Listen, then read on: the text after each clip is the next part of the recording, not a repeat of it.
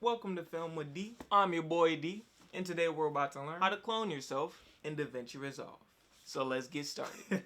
Alright, so to start off, what you're going to want to do is get your footage and import it into DaVinci Resolve. If you don't have any footage to use for this project, what you can do is just go down to the description below and download the example footage. I have pretty much just two files, they're two videos. What you're going to want to do is download those files, open them up, then import them and drop them into this project bin in DaVinci Resolve once they're done downloading. So once you got that done, whichever clips you choose to use, what you're going to want to do is lay both clips side by side. I changed the color of mine basically just for video purposes, but if you want to change the color of yours as well, all you gotta do, right click, go to clip color, and then you could just change it to lime green. You could change it pretty much any color you want. So once we got these set up, what you want to do, grab one clip, put it underneath the other clip so that it's as shown. Then go over to color, your color section, and over in this node section, what you want to do is right click, hit add alpha output. And what this does is it allows you to add transparency to this layer. So click over on the blue square right next to the node. Then you want to stretch that all the way to that blue dot. Alright.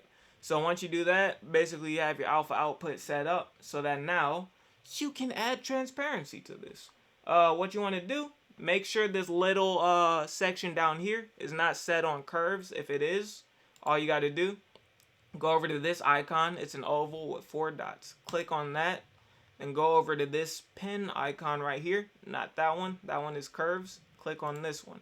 And just carefully mark the outline of your talent. What a lot of people like to do is they make like one huge line. You don't want to do that. That's what amateurs do. Alright? That makes it incredibly easy for people to find like pretty much where you stitched them together. We don't want to do that. What you want to do is just create like a rough outline of your talent. This makes it so that there isn't just one plane where freaking the lines from one clip don't match up with the other. It's a bit more organically shaped in this scenario so that you can make these slip together as seamlessly as possible, because that's what we want. The best edits always go unnoticed. That's what you need to remember, I guess, in this situation. Alright, now in this situation, you can kind of see what I mean. When I say you gotta make sure everything is pretty much set up in the same when you do each clip. Now in this situation, I kind of obstructed the light, creating this shadow back there. It's a bit different because in this shot, the shadow is gone. But all you gotta do, you can let that shadow stay in there. It adds a bit of realism. Because this person, obviously he's gonna need a shadow.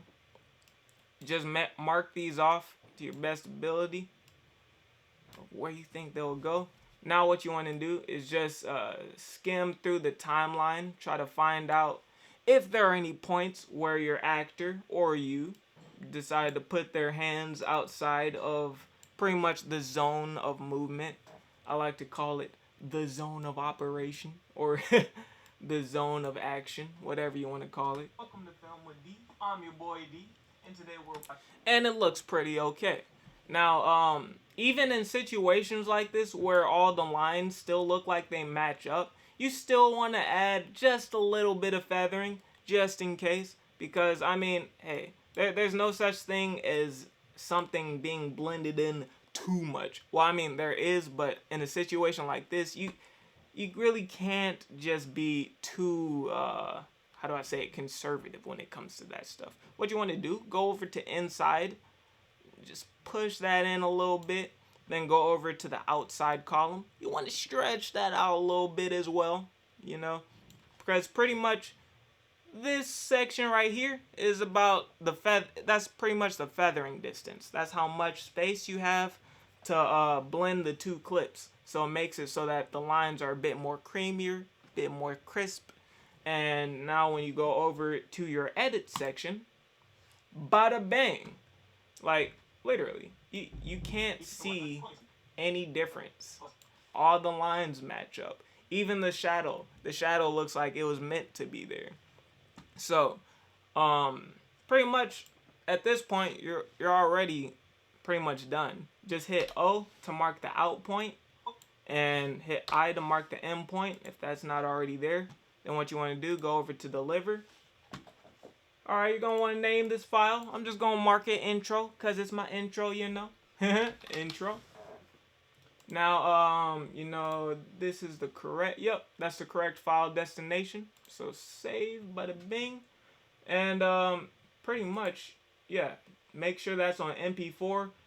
Don't put it on MOV if you're using Windows because it doesn't want to work right unless you have QuickTime, and we already know don't install QuickTime on Windows. It's just bad.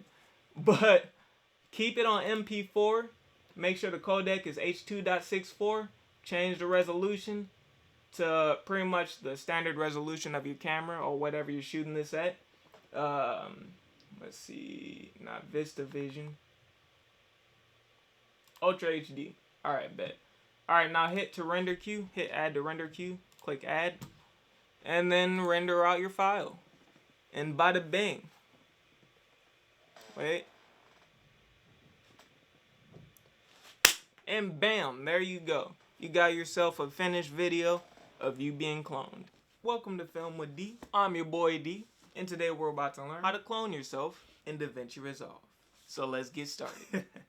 If you got help from this video, don't forget to smash that like button and subscribe because, you know, we're a new channel and I'm going to be sure to upload a lot more tutorials. If you have any ideas for new tutorials, maybe something you've always wanted to learn or something that you just think would be cool to see someone else do, just type in the comment down below.